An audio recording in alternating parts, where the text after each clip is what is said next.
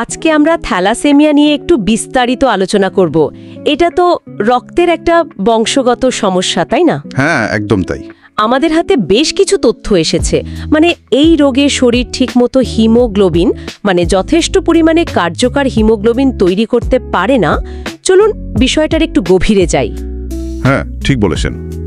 Haemoglobin তো হলো লোহিত রক্তকণিকায় থাকা সেই জরুরি প্রোটিন, যেটা আমাদের সারা শরীরে অক্সিজেন বয়ে নিয়ে যায়। তো যখন এই হিমোগ্লোবিন ঠিকঠাক তৈরি হয় না, তখনই দেখা দেয় রক্তাল্পতা বা অ্যানিমিয়া। আর এর ফলে শরীর খুব দুর্বল হয়ে পড়ে।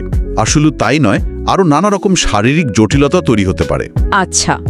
বিশেষ করে কিছু অঞ্চলে, যেমন ধরুন ভূমধ্যসাগরীয় এলাকা, মধ্যপ্রাচ্য, দক্ষিণ এশিয়া আর আফ্রিকার কিছু অংশে এর প্রভাবটা বেশ বেশি দেখা যায়। তাহলে আজকে আমাদের আলোচনার মূল লক্ষ্য হবে এই থ্যালাসেমিয়ার কারণগুলো বোঝা, এর বিভিন্ন ধরনগুলো জানা, লক্ষণগুলো চেনা, আর ধরুন এখন কি চিকিৎসা আছে বা ভবিষ্যতে কি আসতে পারে, এই সব নিয়ে একটা স্পষ্ট ধারণা তৈরি করা। আচ্ছা, তাহলে শুরুতেই যদি একটু বলেন, এই থ্যালাসেমিয়ার কি বিভিন্ন প্রকারভেদ আছে নাকি একটাই? না, মূলত দুটি প্রধান ধরন আছে, আলফা থ্যালাসেমিয়া আর বিটা থ্যালাসেমিয়া। এটা নির্ভর করে হিমোগ্লোবিনের কোন প্রোটিন অংশটা তৈরিতে সমস্যা হচ্ছে তার উপর। ও আচ্ছা, আলফা আর বিটা। হ্যাঁ, ধরুন আলফা থ্যালাসেমিয়া, এটা হয় আলফা গ্লোবিন জিনগুলোর গঠনগত কোনো ত্রুটির কারণে। আমাদের শরীরে এই আলফা গ্লোবিন তৈরির জন্য 4টে জিন থাকে। ভাবা যেতে পারে এগুলো 4টে নির্দেশনা বইয়ের মতো। আচ্ছা। তো এই 4টে বইয়ের মধ্যে কটা বইতে ভুল তথ্য আছে তার ওপর নির্ভর করে রোগটা কতটা গুরুতর হবে। যেমন একটা জিনে সমস্যা হলে হয়তো তেমন কোনো লক্ষণই দেখা যায় না, তাকে বলে সাইলেন্ট ক্যারিয়ার। দুটোতে সমস্যা হলে হালকা রক্তাল্পতা হয়, যাকে বলে আলফা থ্যালাসেমিয়া ট্রেইট। 3টে জিনে সমস্যা হলে মাঝারি থেকে বেশ তীব্র রক্তাল্পতা দেখা দেয়, সেটা হলো হিমোগ্লোবিন এইচ ডিজিজ। আর যদি 4টে জিনের সবকটাতেই সমস্যা থাকে, তাহলে পরিস্থিতি খুবই গুরুতর হয়।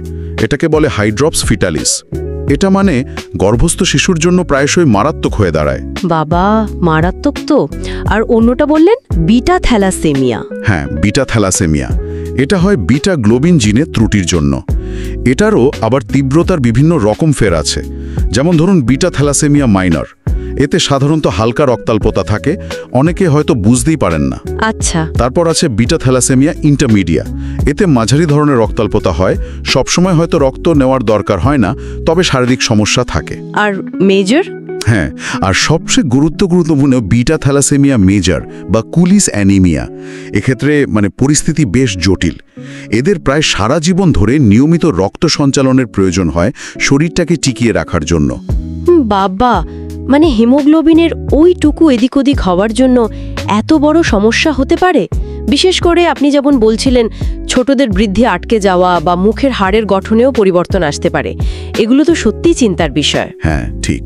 আর সাধারণ লক্ষণগুলো ক্লান্তি, ফ্যাকাশে হয়ে যাওয়া বা অনেকের প্লীহা বড় হয়ে পেট ফুলে যায়, এগুলো তো আছেই। শুনেছি প্রস্রাবের রঙও নাকি গাঢ় হয়ে যায়। হ্যাঁ, একদম ঠিক, ওটাও একটা লক্ষণ। আর এই রোগটা ঠিকমতো চেনার জন্য কিছু পরীক্ষা তো করতেই হয়, যেমন কমপ্লিট ব্লাড কাউন্ট বা সিবিসি। এটা দিয়ে রক্তাল্পতার বিষয়টা ধরা পড়ে। তারপর ধরুন হিমোগ্লোবিন ইলেকট্রোফোরেসিস। এই পরীক্ষাটা দিয়ে বোঝা যায় হিমোগ্লোবিনে কোনো অস্বাভাবিকতা আছে কিনা, আলফা বা বিটা চেনের সমস্যা আছে কিনা। আর একেবারে নিশ্চিত হওয়ার জন্য বা কারণটা জানার জন্য জেনেটিক টেস্টিং করা হয়, জিনের ঠিক কোন জায়গায় সমস্যা সেটা ধরা পড়ে। আচ্ছা, আর গর্ভাবস্থায় বোঝার উপায় আছে? হ্যাঁ, অবশ্যই আছে। গর্ভাবস্থাতেও প্রিন্যাটাল টেস্টিংয়ের মাধ্যমে গর্ভের সন্তানের থ্যালাসেমিয়া আছে কিনা বা থাকলেও সেটা কোন ধরনের তা জানার সুযোগ আছে এখন। বুঝলাম, কিন্তু ধরুন যাদের এই রোগটা গুরুতর, যাদের নিয়মিত রক্ত নিতেই হয়, যেমন বিটা থ্যালাসেমিয়া মেজর, তাদের জীবনটা তো খুব কঠিন।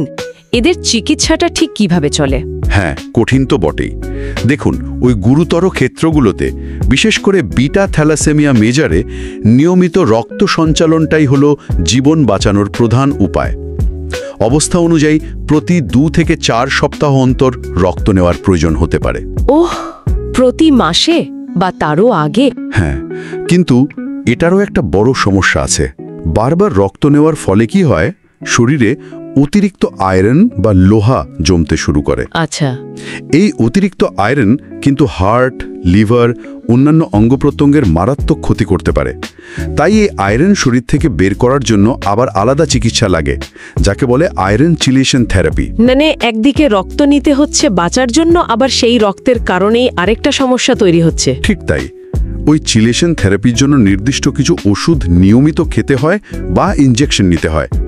এর পাশাপাশি ফলিক অ্যাসিড সাপ্লিমেন্টও দেওয়া হয়, কারণ এটা লোহিত রক্তকণিকা তৈরিতে কিছুটা সাহায্য করে। এই যে নিয়মিত রক্ত নেওয়া, আবার আয়রন কমানোর জন্য ওষুধ খাওয়া, এগুলো তো রোগটাকে নিয়ন্ত্রণে রাখার উপায়, তাই না?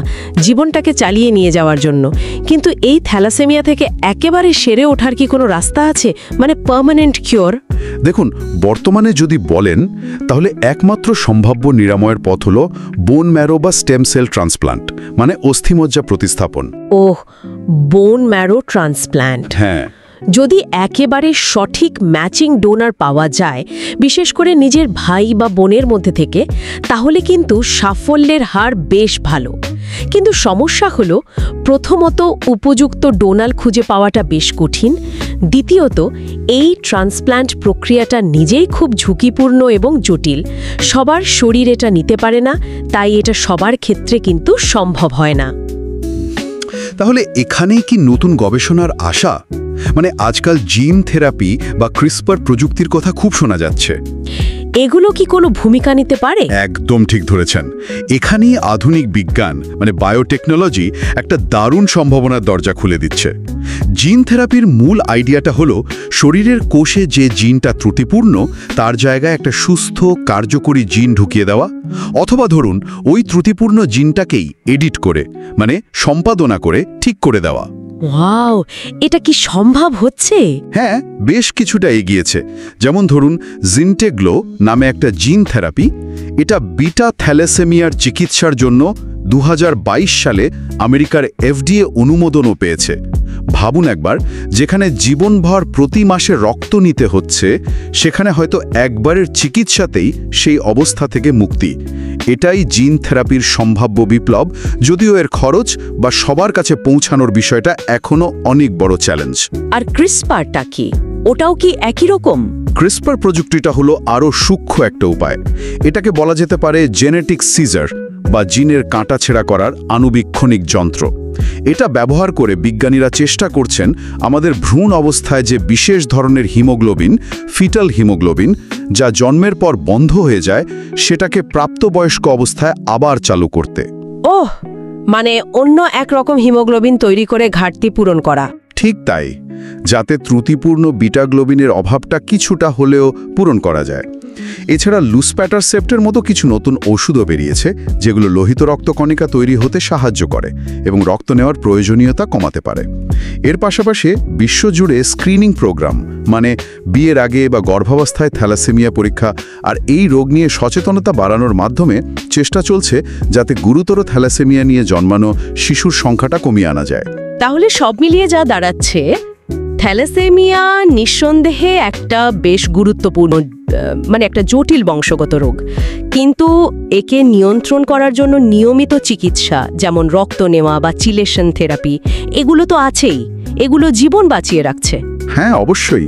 আর ভবিষ্যতের দিকে যদি তাকাই, তাহলে বোন ম্যারো ট্রান্সপ্ল্যান্ট তো একটা উপায়, যদিও ঝুঁকিপূর্ণ, কিন্তু আসল আশাটা মনে হচ্ছে আসছে ওই জিন থেরাপি বা ক্রিসপারের মতো অত্যাধুনিক প্রযুক্তি থেকে।